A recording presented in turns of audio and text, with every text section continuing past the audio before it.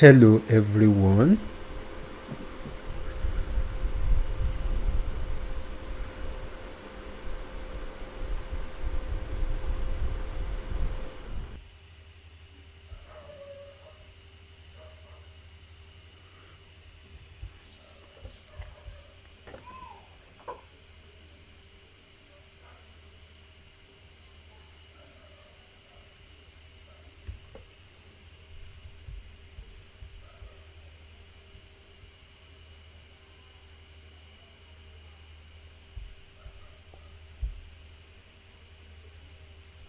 Yes, I'm glad to be here with you, and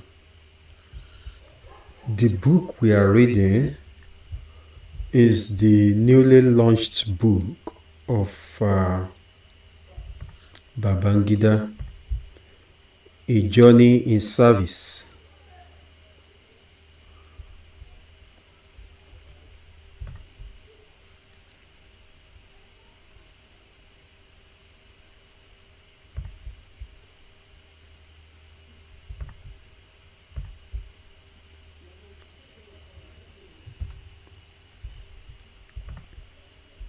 So, without much ado, we go straight into the reading, and I hope you follow on with us.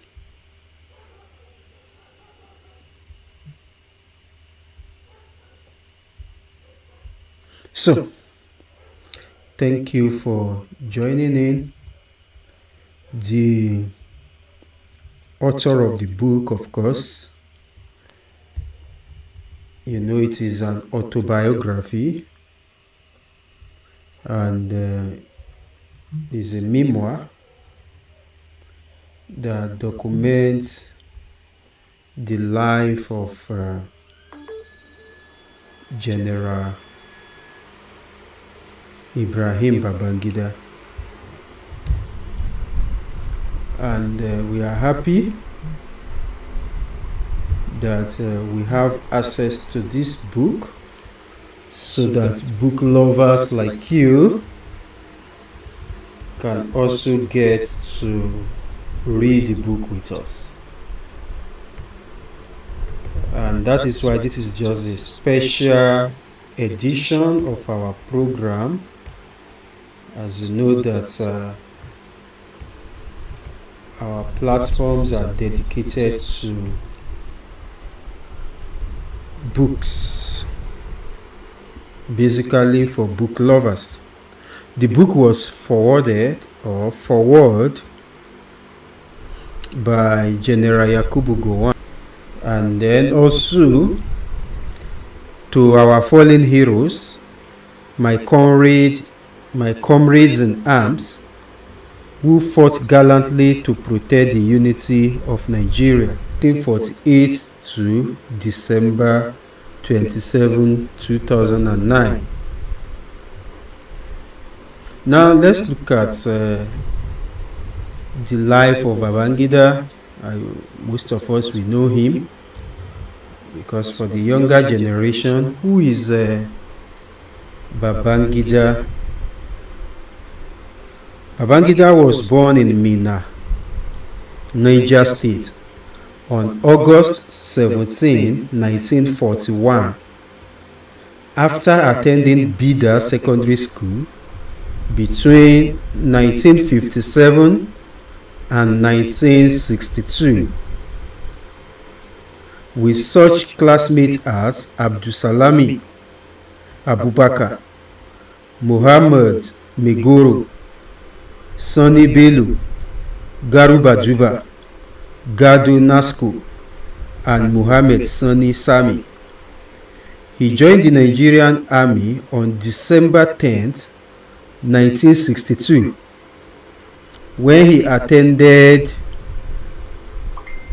the Nigerian Military Training College in Kaduna.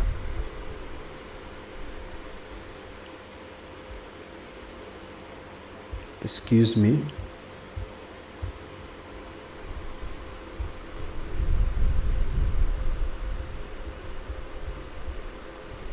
Okay. He also studied at the Indian Military Academy, the Royal Armor Center in the United Kingdom. Ibrahim Babangida emerged as a beacon of resilience and leadership. That was Koneshua in Kano, that we said that Katsina, because of the nonchalant attitude of Katsina in giving Shua order, he would have been able to prevent the massacre that happened and the Biafran War, the aftermath, by Alexander Madiebo. So it's still the same Sua. So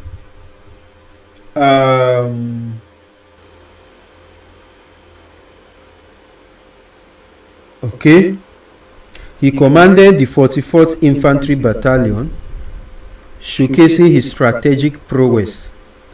His unwavering dedication to his country was evident when he was wounded at the Okigwe front in 1969, a testament to his courage and commitment.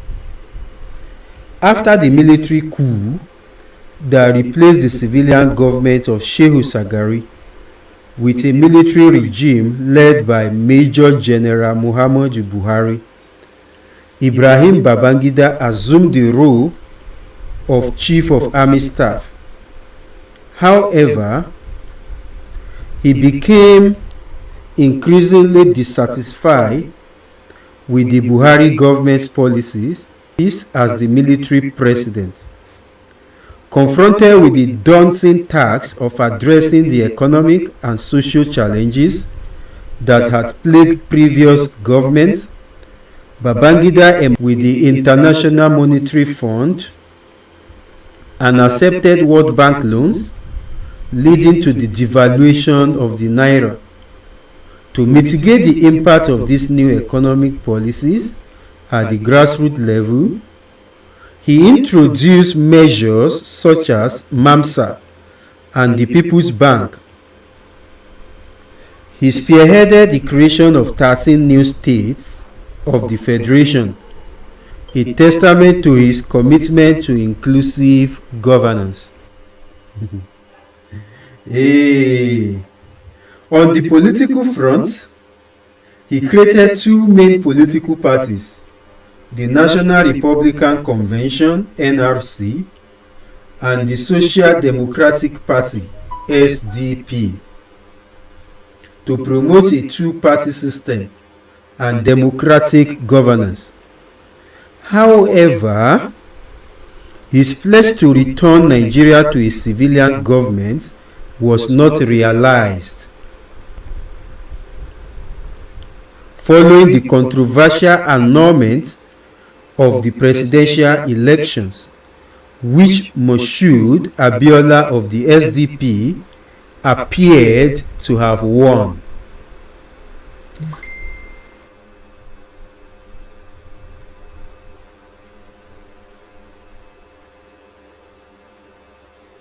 Sorry?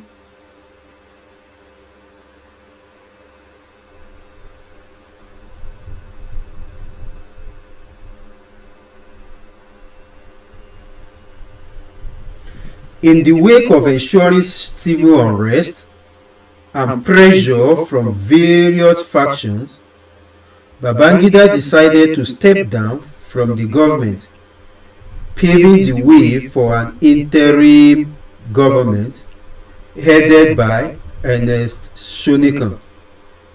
Ibrahim Babangida was happily married to Mariam Babangida, who died in 2009. The Mariam was blessed with 4 children. Now 83, Babangida lives in retirement at his home in Minna. Thank you. So that is about Ibrahim Babangida.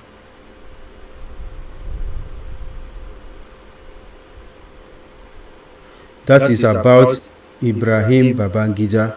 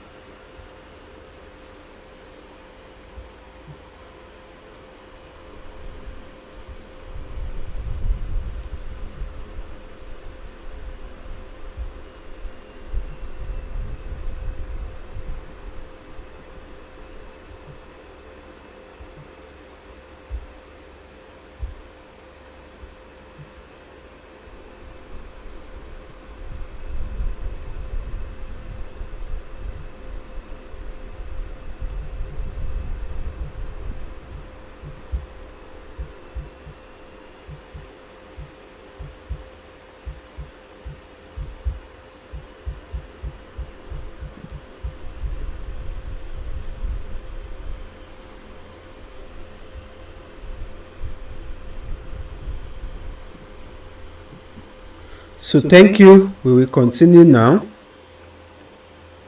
I'm trying to so that people on Facebook can join us.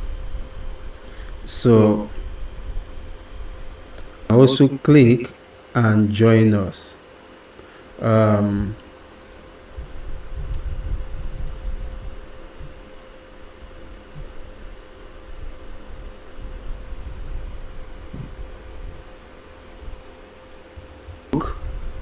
By General Yakubu Gowon, GCFR.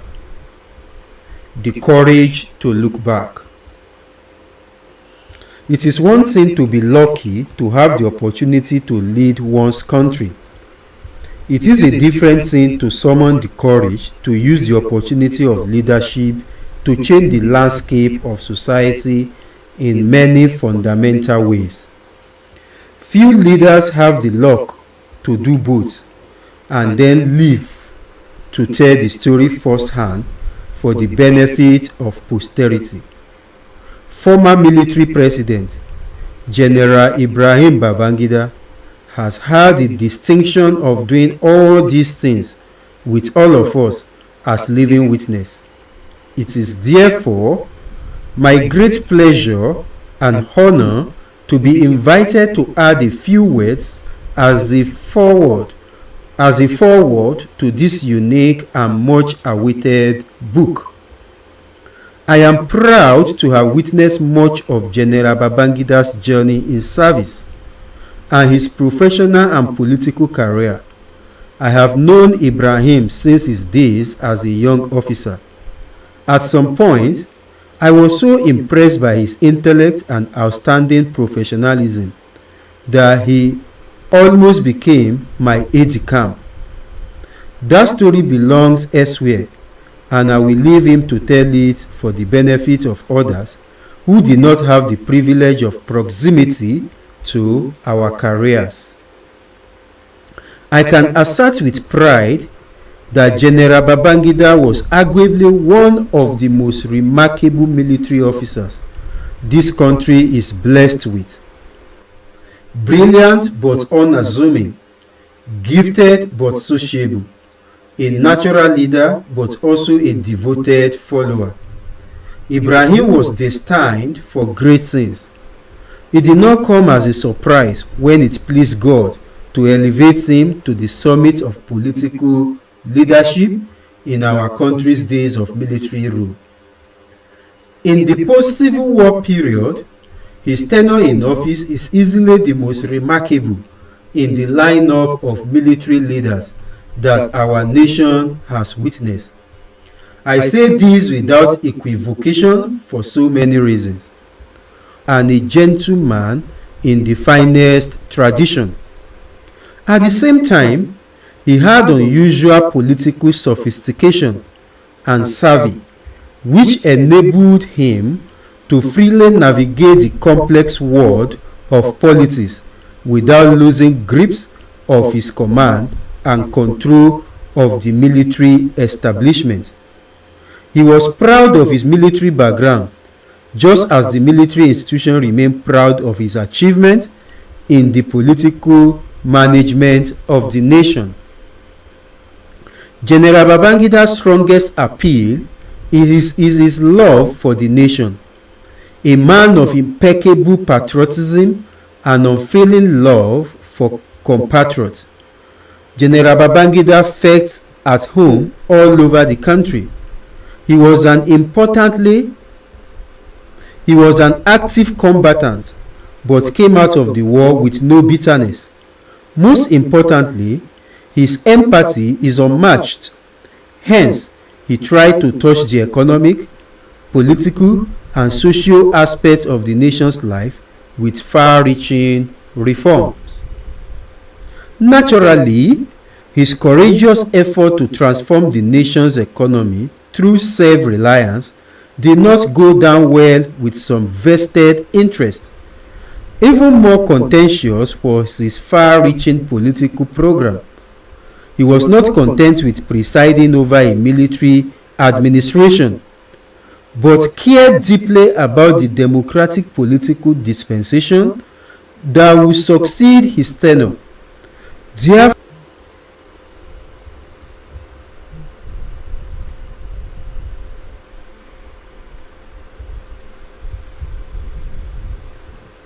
so we are still going through the forward.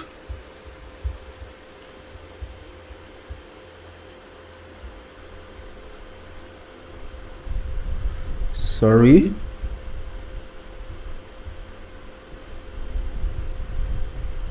Based on my experience, politicians are hardly ever ready to allow that program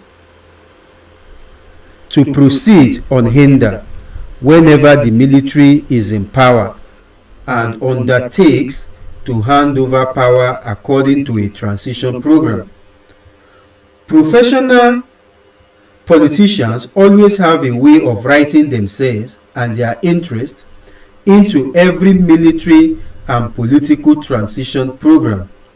This is often the root of the crisis in every military to civilian transition program. Therefore, I am confident that, just like our transition program, President Babangida encountered nonetheless, it remains remarkable that General Babangida has remained topical in the nation's political discourse over 3 decades, and he left over 3 decades after he left office. His importance is not just that able as easily the most innovative, courageous, and skillful military leader in the nation's political history. He summoned the courage to dare even where we, his predecessors, fear to tread. His footprint on the nation's infrastructure are still evident in the splendor of Abuja. His innovations and institutional reforms are Federal Road Safety Corps, the Bureau of Public Enterprises, the Technical Aid Corps, the National Drug Law Enforcement Agency, the Nigerian Deposit Insurance Corporation, the National Communication Commission, and the National Broadcasting Commission. This book is not just about his multiple contributions to national life.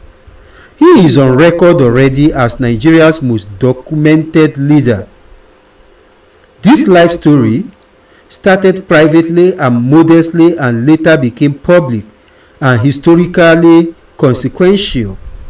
This book takes us through national history and General Babangida's life of challenges, obstacles, and triumphs. This is the life of a modest orphan boy and the career of a devoted and outstanding soldier, patriot, and fine officer in the best traditions of our military.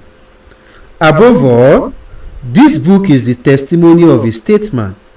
An account of journey in service is a response to a long-standing demand of many Nigerians.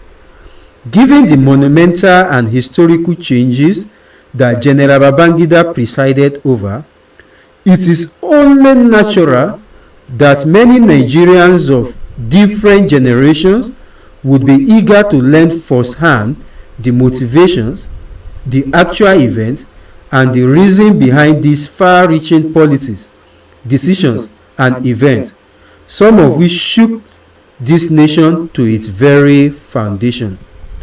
While congratulating General Babangida on this contribution to history, I gladly recommend this book to the generations of Nigerians to whom the period recounted has become a matter of abiding interest. To the youth of our land in particular, I recommend this book as an essential piece of history from 1985 to 1993. I can only hope that General Babangida has once again blazed the trail, challenging our leaders to find time and courage to record their experiences in office for the benefit of fellow Nigerians and posterity. This book is a worthy work of history and an invaluable patriotic service. Above all, it is a book whose time has finally come. General Yakubu Gowon, GCFR, former head of state and commander-in-chief of the armed forces of the Federal Republic of Nigeria. Yes, that is the foreword by General Yakubu Gowon. Yes, we have the opportunity to read this book. It's great, and we are going to start in earnest. Please, this is for academic purpose, to help us to study, to read. You can join us on YouTube. I have shared the link on Facebook also for people to join. So as many that will come across the video later, they can always follow up with us. We will continue with the prologue. If you have anything, any contribution, you can always do that.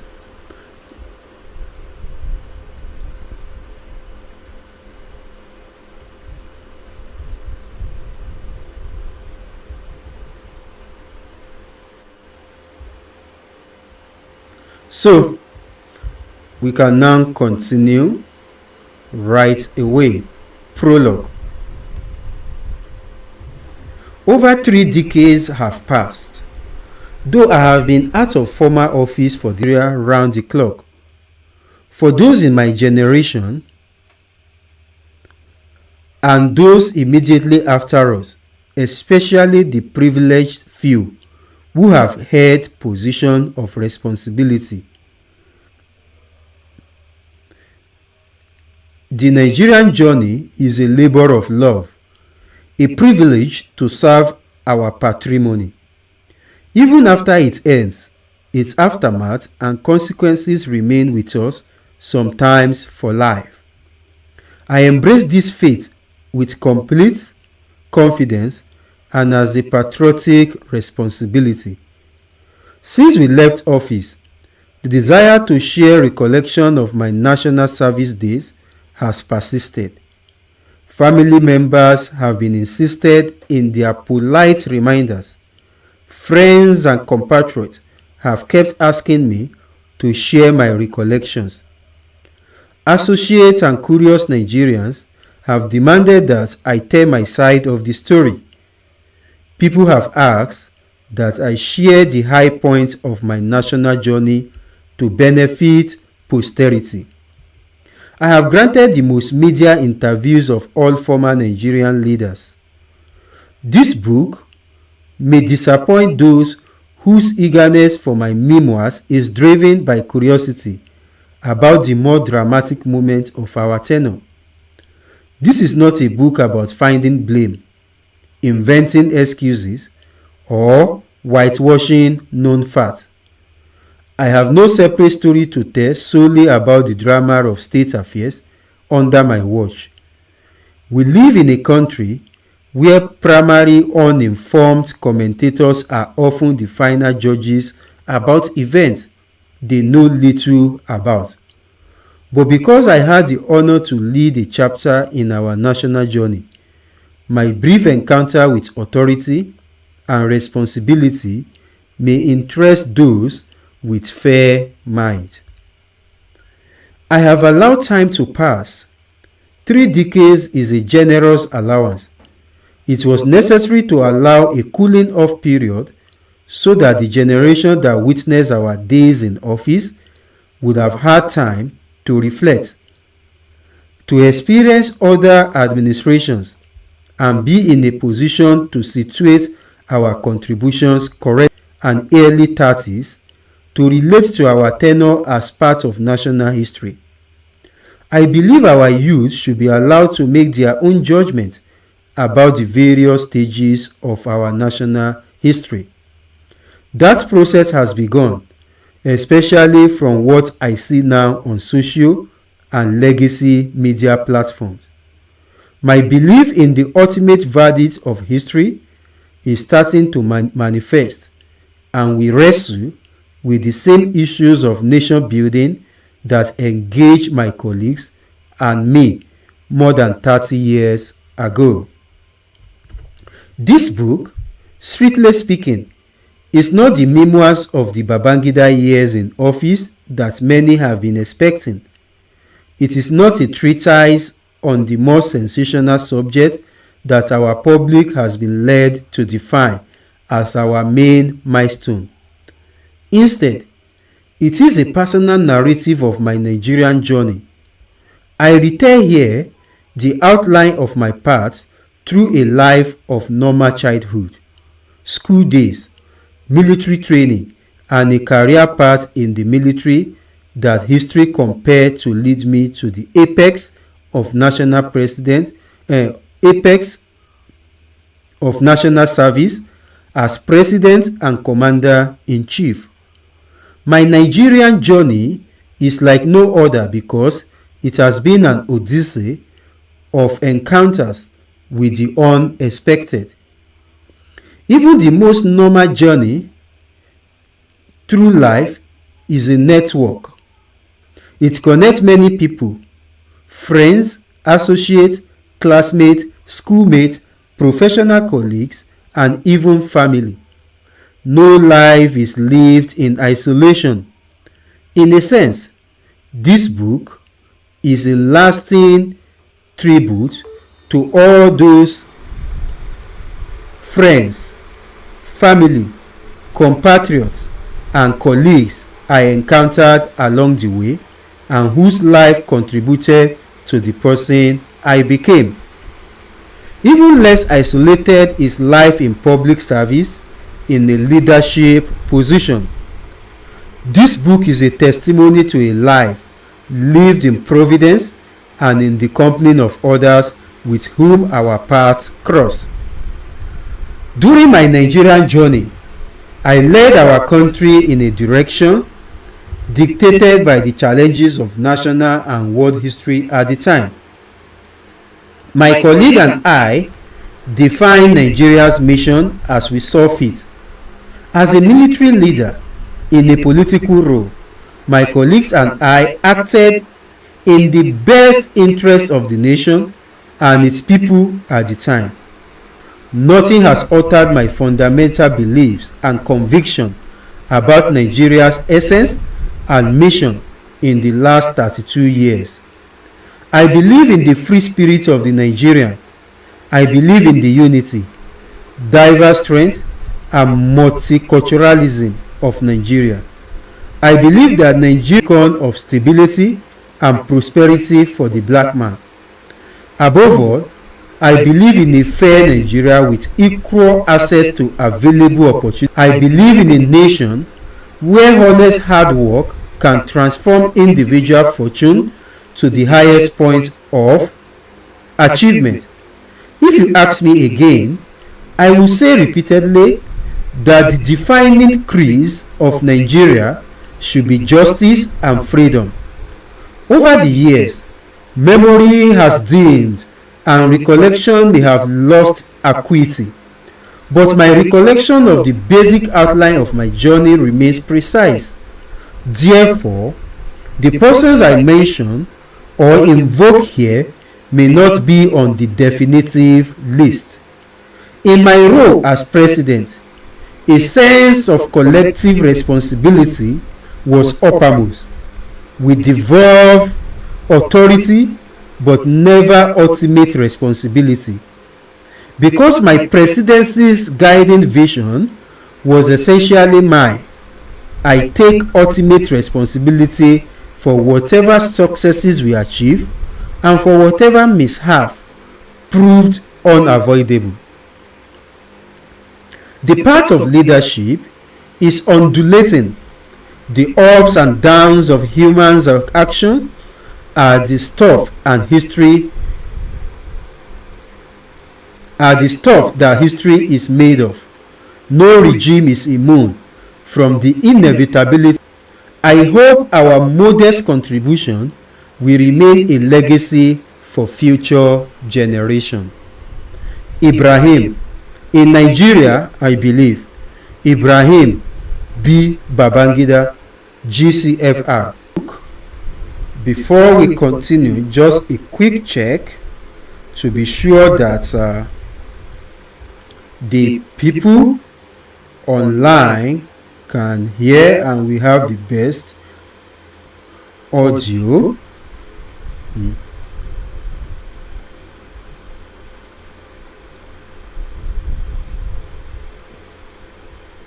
So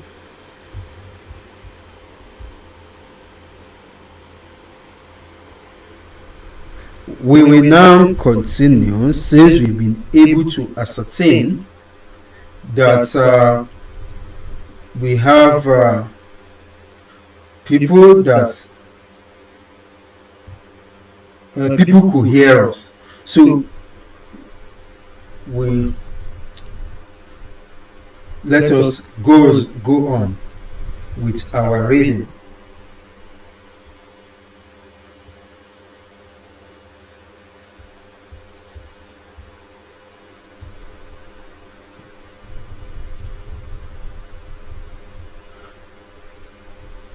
Now we go to part 1, early years. Wushishi, Mena, and the Gwari Native Authority Primary School. I was born in Mina on Sunday, August 17, 1941, when my father, however, my father's early life story goes back to my grandfather, Malam Ibrahim. I didn't know my grandfather. Excuse me.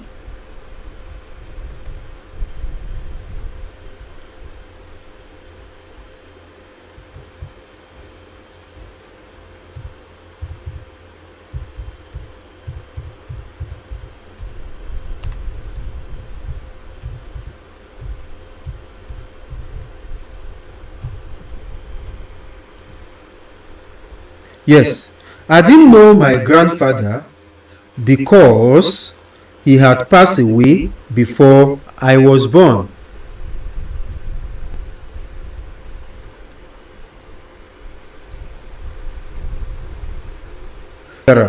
Migrating from Sokoto to Kano and Kotangora and settling in Wushishi. He was said to be so prominent that his views on religion matters and the town's administration were greatly sought after. The stories of his attainments in the town continued to be told for years after he had passed away. From all accounts, my grandfather did not choose to settle in Wushishi. Wushishi chose to settle in him. Apparently, he met his future wife, a young woman, to marry their daughter if he agreed to make his home in Wushishi. He readily complied with their condition before settling down in Wushishi and marrying his pretty wife, Halima. Between them, they raised 6 children: Fatima, Badamasi, Aliu Wushishi, Hassan, Muhammad Danladi, and Hawa. Muhammad Badamasi was my father, and he and his sibling were all raised in Wushishi. As I understand it, my grandfather named my father Badamasi after a particular religious book that he consulted regularly. My grandfather was so fond of the book that he decided to name his second child after it, and that was how the name Badamasi came into our lineage. I have reasonably good memories of my father, even though he passed away in 1955 when I was only 14. I recall that he appeared to be a busy man who traveled a lot between Mina and the surrounding communities, particularly Bida and Wushishi. It turned out that just before I was born, he had secured a job as a messenger/interpreter in the office of the colonial district officer resident in Minna. He was forced to move from Wushishi to Minna in 1938 because of work demands. At that time, Minna was the only headquarters of what was known, even then, as the Niger province, and as I will show presently, Minna was unquestionably the most famous town in the area in the template of the colonial administration. But before he left Wushishi, my father met and married a beautiful, light-skinned Gwari girl, Ina Aishatu, who would become my mother. I was my mother's second child in a family of 6. 4 others died in infancy. My older sister, Halimatu, died before I was born. Then came another girl after me, Nana, who also didn't make it past infancy. A set of female twins, Hassana and Husseina, followed Nana, who hardly made it past childbirth. The last was my surviving sister, who was named Gambo, a name that goes to a child that comes after a set of twins, something akin, I believe, to the Yoruba name Idowu. However, shortly after my sister was born, my parents divorced, and Mom decided to take Hanatu Gambo and me back to her home in Wushishi. My maternal grandparents wanted us to grow up in Wushishi, which was a small village at the time. Wushishi was so small that everyone seemed to know everyone else. I was promptly enrolled in a Quranic school and commenced a journey which, in the view of my grandparents, was in my best interest. Again, it is essential to remember that in 1947, Wushishi was a rural village. What I remembered most about that short stay in Wushishi was that there were always frightening fire outbreaks during the Harmattan season, and when that happened, we would all scamper for refuge, but only after many of the thatched houses had been destroyed. Then, after the conflagration, the people will start rebuilding using the same thatched materials. Come the next Harmattan season, the whole process will recur, and the fires will again rage and destroy thatched homes that had been rebuilt only months before, while the native took over in safer areas. It must have been a challenging way to live, even if the import of that menace didn't fully occur to us as children. Years after, when as president I visited a more developed and different Wushishi town on an official engagement, my mind went back to that first visit as a child some 40-something years earlier. Then, almost impulsively, I wonder how those I met as a child in the same, even if now more sophisticated environment, had etched out a subsistent living for themselves from the austere, dry patches of earth surrounding them. From the outset, my father proposed my growing up in Wushishi, but even more important to him was his desire that I acquire a Western education. While he was opposed to the fact that I was being made conversant with the Quran, he was more convinced that I needed to go to school and that if I didn't, I would become a local village man. His closeness to the colonial official he worked with, particularly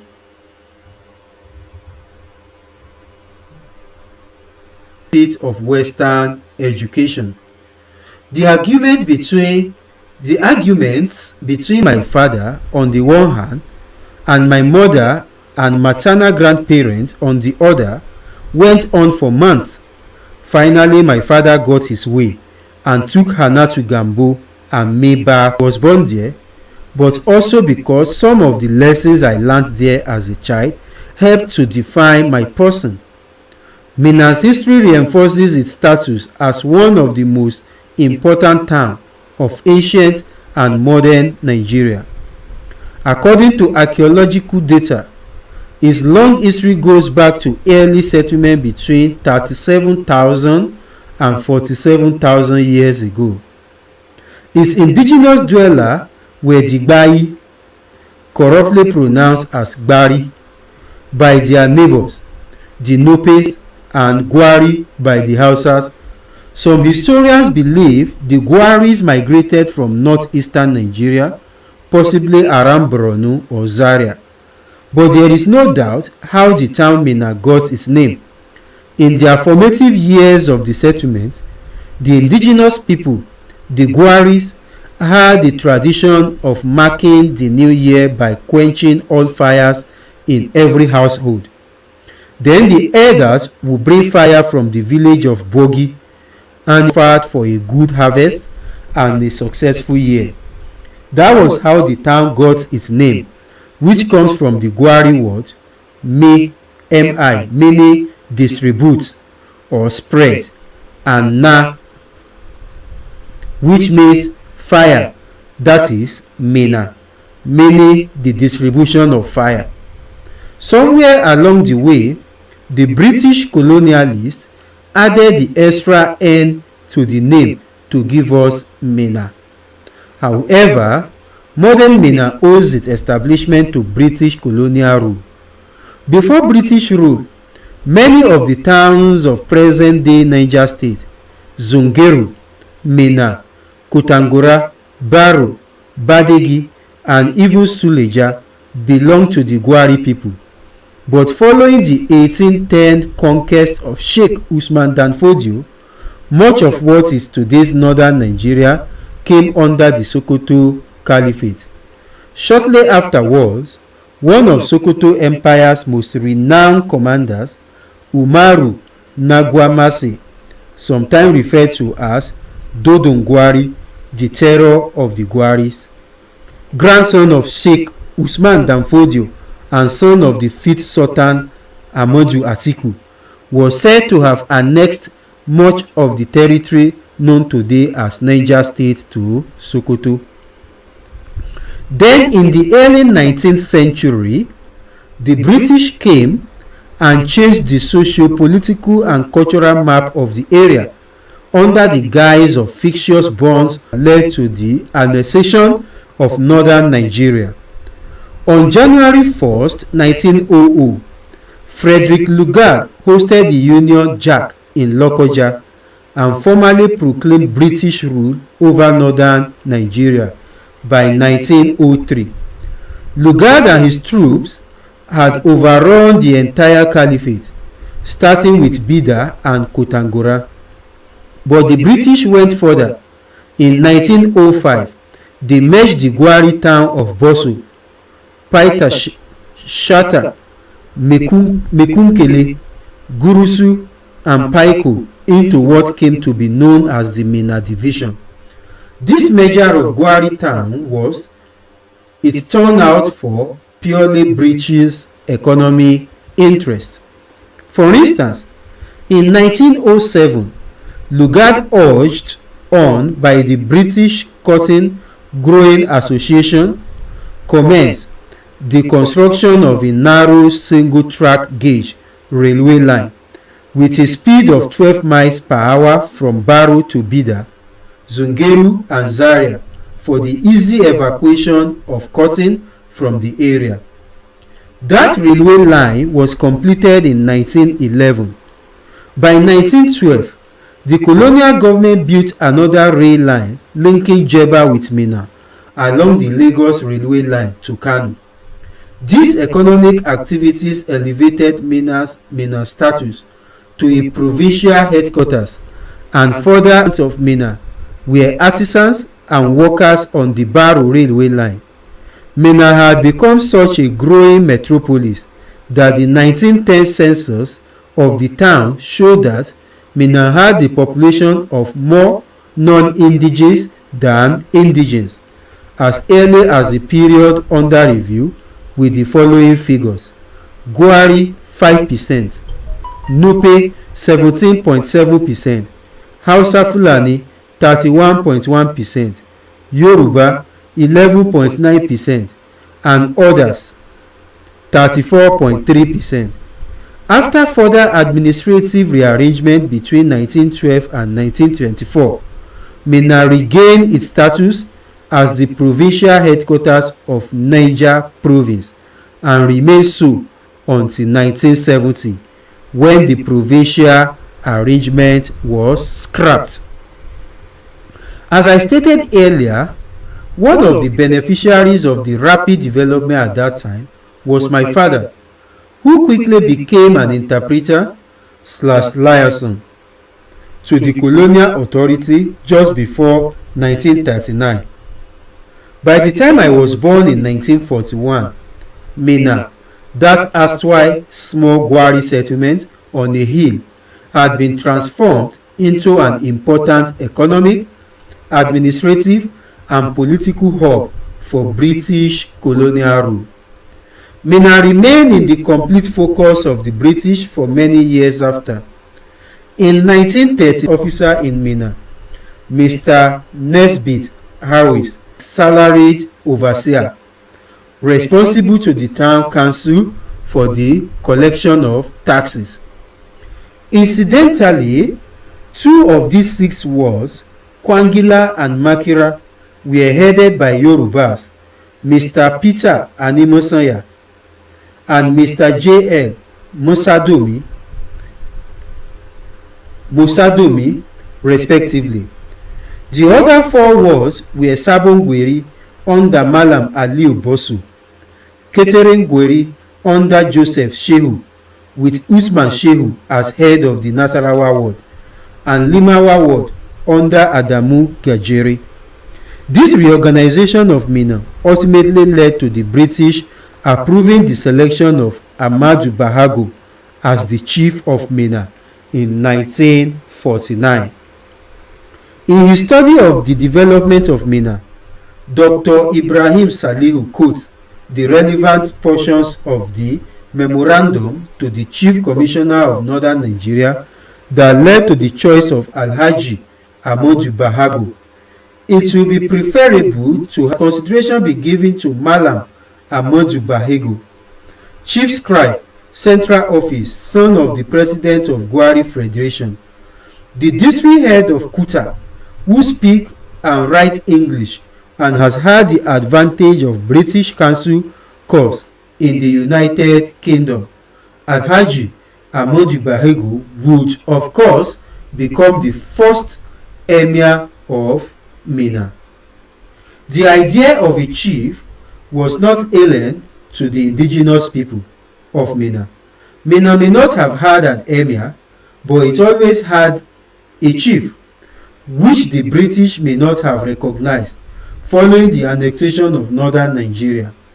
History has it that when the British arrived in 1905, they met Chief Dada Godezin, headman and third-class chief of the Boso, the first and last Hakim in Minna, who is believed to have led his people down the Paida Hill to become the first settler of Minna.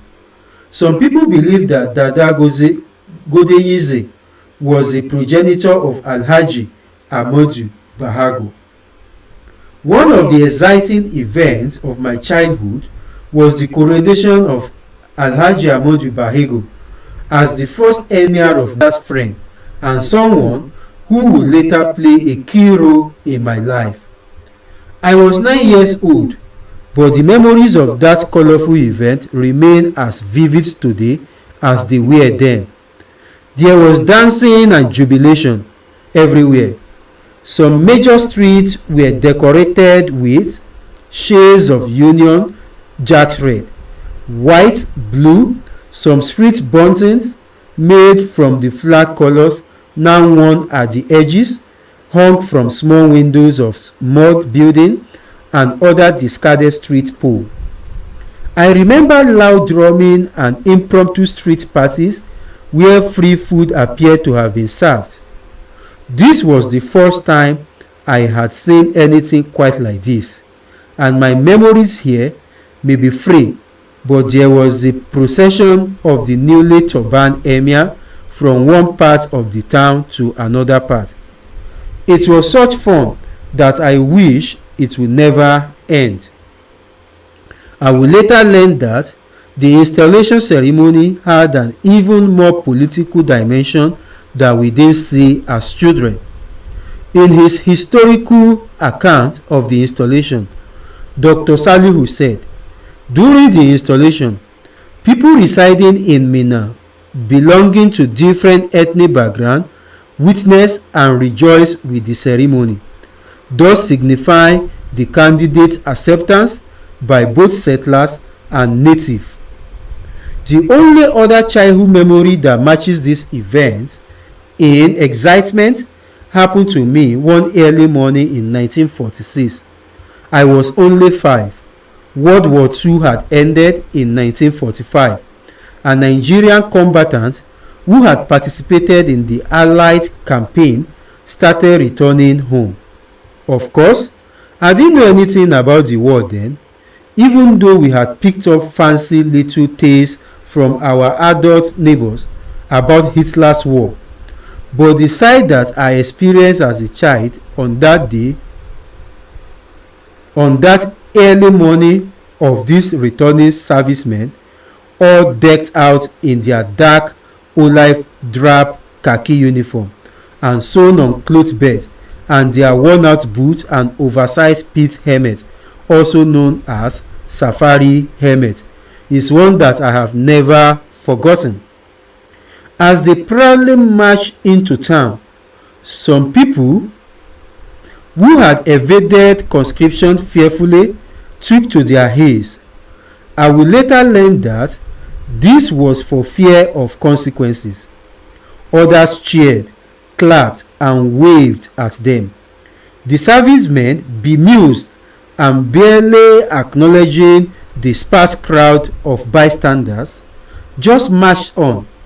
My earliest fascination with the military probably came from seeing these uniformed men.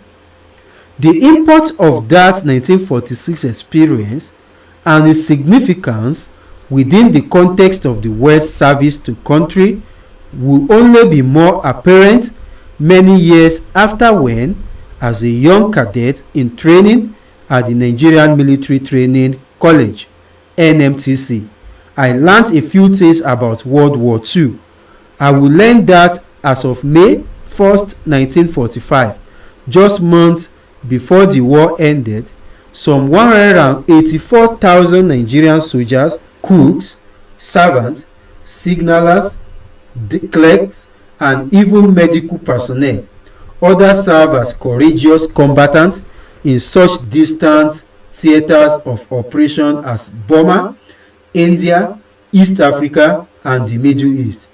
I will also learn that at least 3,845 Nigerian soldiers paid the supreme price in that war, and that hundreds were wounded, while another 13 were declared missing and have never been accounted for. I entered Gwari Native Authority Primary School in January 1940. I was 8 months shy of my 9th birthday. I almost missed out on the opportunity that changed my life. But for the intervention of the headmaster of the local authority primary school, Ahmadu Bawa, one day in late 1949, Malam Bawa visited the Quranic school to identify suitable pupils for transfer to the primary school. Because I was a sturdy 8-year-old, he bypassed me when he got to my turn, believing I was too old for primary school. My father had to be invited to provide birth record evidence that I was only 8 plus. There and then, I was asked to report to school in January. The primary school, one of the oldest schools in Minna, had undergone a few name changes in its history. once known as the Gwari Federation Primary School. The British colonial authorities renamed it the Gwari Native Authority Primary School, following the reorganization of Minna into 6 wards in 1949, and that was the school's name when Abdulsalami Abubakar and I arrived there as Primary 1 students in 1950. It will later be renamed Minna Elementary School. By then, there had been an additional arm known as the Senior Primary School, many of whom I never saw again after we left school. But because it was a completely new experience, I instantly felt the impact of a few words of knowledge embodied in the caliber of those school teachers who left lasting impression on me. The first of these teachers was Malam Awesu Kuta, a local prince of Kuta village near Minna, who was my first English teacher. Malam Kuta was an inspiration, not only because he taught himself how to speak English, but also because he spoke it so fluently that we all gravitated towards him and wanted to be like him. He had this seductive teaching habit of writing a conversation in English on the blackboard and inviting us to read the exchange loudly. And of course, you would be sorry for yourself if you mispronounce any word. At other times, he made us hold stage conversation in English. As he looked out for howlers in pronunciations, I owe my subsequent interest in studying the English language and literature on the grooming of Malam Kuta, and I am sure I speak here for many teaching of the subject to make connections to real life situations. That way, the issue became easy to understand and laid the foundation for a sounder grasp of mathematics in later years for most of us in his class. Apart from our teachers, among the memories of the Gwari Primary School that linger are those of some of my classmates. One of them was Malam Umaru Usman, who, by the way, lives around the corner from me here in Minna.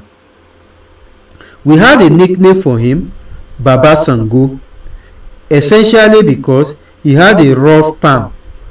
What this meant, of course, was that if you ever got in his way and he slapped you, it left marks on your face, which was never funny. As we went through primary school, we all saw Minna growing before our eyes. By the mid-50s, Minna had an accurate modern outlook that was unique in most parts of northern Nigeria.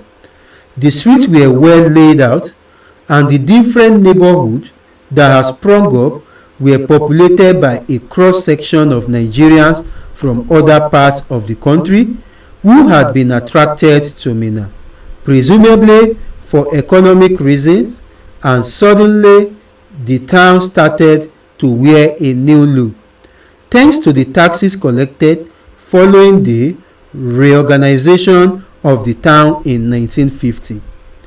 Apart from the construction of new township roads and a new market, a motor park garage was built, I believe in 1953. Even our primary school benefited from this tax earning because they led to the construction of new classrooms. As young teenagers, we basked in the glory. During our usual term holidays from school, we will all converge sometime at my paternal grandmother's home at 55A Boso Road, where we will hang out, banter, and joke about nothing in particular, and I mean nothing that I remember today. Like most compounds in the growing cosmopolitan city of Minna, Grandma 55A Boso Road residence was a riotous setting, with occupants drawn from different parts of the country: thieves, Yorubas, Igbos, Nupes, Hausas, and others. Understandably, Some of these occupants were either offspring of those who had worked on the old Boso-Kano rail line or other workers attracted to Minna to work with the colonial government. Talking of my grandmother, Mama Halima, and her residence reminds me of an incident that has stuck in my head ever since. Although Grandma was a strict disciplinarian, she also spoiled my sister and me with much love. Nothing best captured that seeming contradiction than the ensuing incident. I remember the fine details of the incident as if it were yesterday. I rushed home that evening, drenched from a hefty tropical downpour that had pounded Minna for much of the day. I met Grandma seated on her wooden couch, virtually in tears. I have always remembered the exchange that transpired between us, still dripping wet. I opened up the conversation. "What is the matter, Grandma? Are you okay?" "Yes, I am, but I am sad," Grandma retorted. "It's about your sister, Hanatu. She's almost incorrigible, always wanting to engage in dances with the local drummers. She just doesn't listen, so I had to whip her." "So if you whip her because she misbehaved, why are you?" Before I could finish, Grandma cut me off. "But Allah knows I didn't want to whip or harm her. It's just that she's stone deaf and needs to be helped. So I am explaining to Allah that I didn't mean to harm her. That is why I am in tears. I wish I didn't have to use the cane on her, but I know Allah will forgive me for bringing tears to her eyes because He knows I love her. I merely wanted to discipline her and make her a better girl." In my suppressed laughter, I quipped, "That is fine, Grandma. I'm sure Allah perfectly understands that.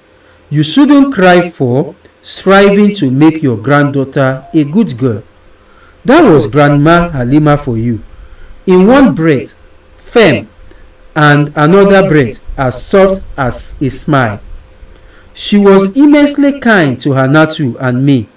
She was one of the earliest to insist that, while Quranic school was good for me, I should also be encouraged to attend a Western type school.